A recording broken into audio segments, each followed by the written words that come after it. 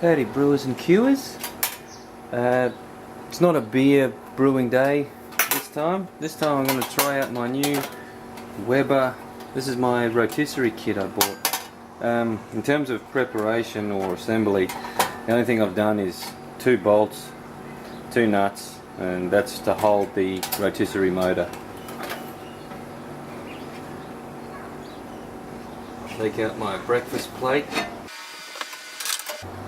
Put on my indirect heat grill, and on that I'll put a foil tin filled with water to catch the drippings, and it just comes down to fitting the parts.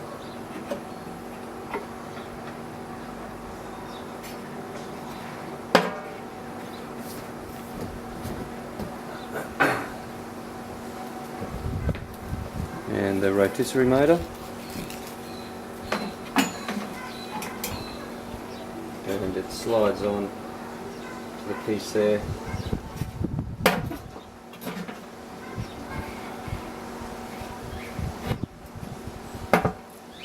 And I'll preheat it now too. So turn it on full, electric starter. Hear the flames going.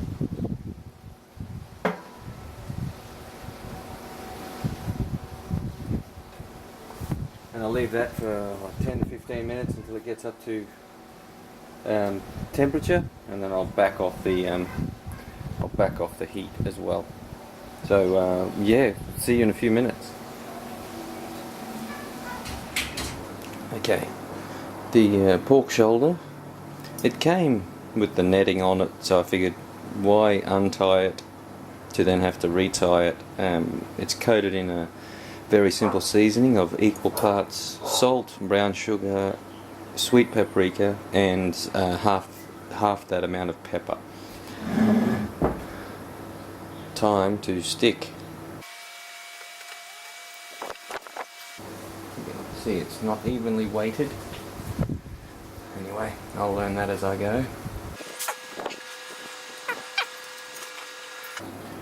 I think it's narrow enough to just have it go either side of the meat.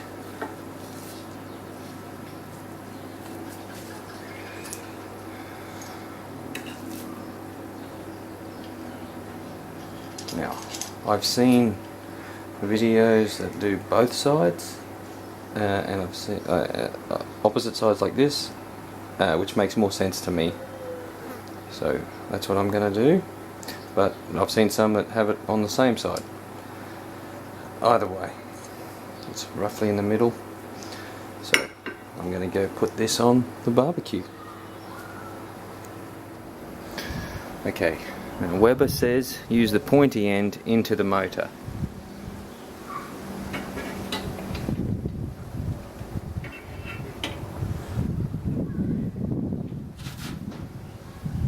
Tray of water underneath, that'll catch all the drips and stop any flare-ups.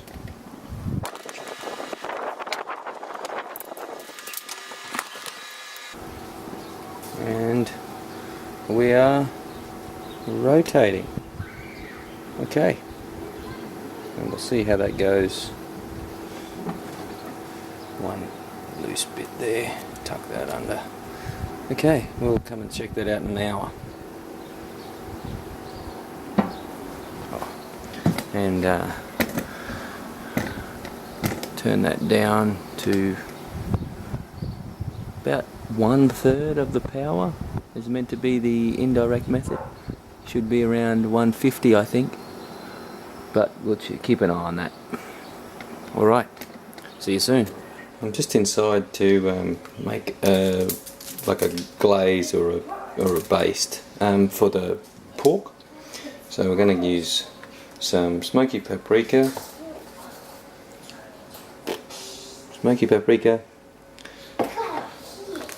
mustard powder, and a beer that I don't really like, so I'm using it as a glaze because you're cooking it, so it shouldn't taste too bad when it's cooked, but it's not very nice cold out of the fridge. So we'll go with 2 teaspoons of mustard powder,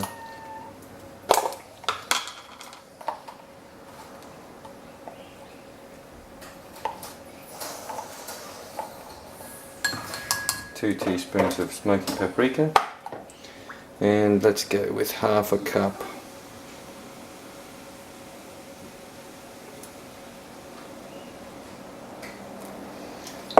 of beer.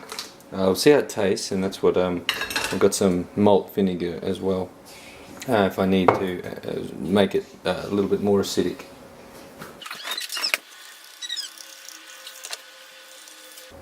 No, I think that's pretty good.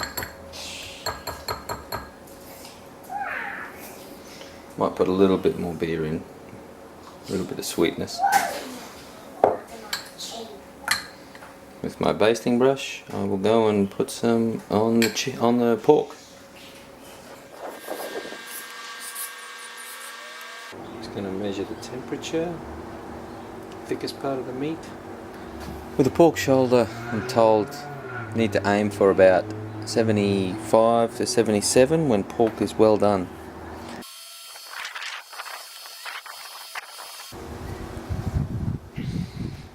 .5.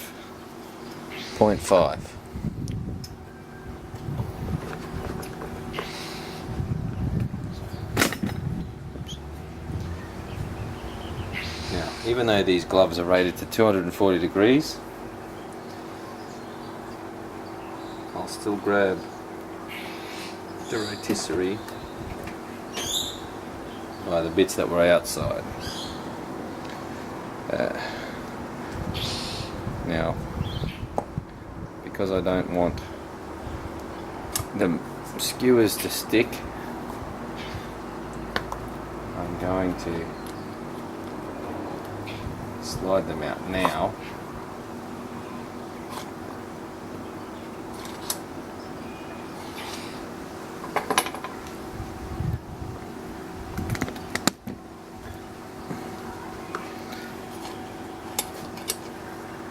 Now the string will stick, that's okay with me, and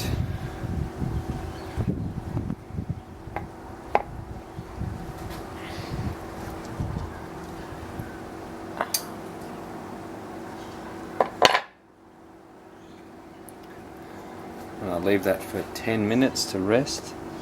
I didn't want to waste the water. So I sliced up some potato and put that in there because potato and pork go pretty well together. So they'll be enjoyed. Cooked with the water and also the drippings. Okay, carving time. I'll just cut it right down the middle for the video before I cut it into finer pieces for sandwiches or burgers.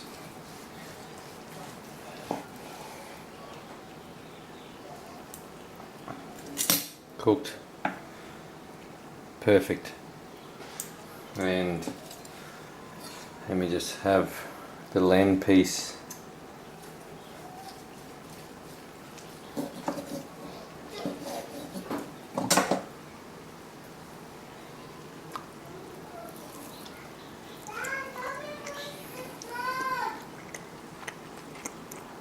That is insanely good.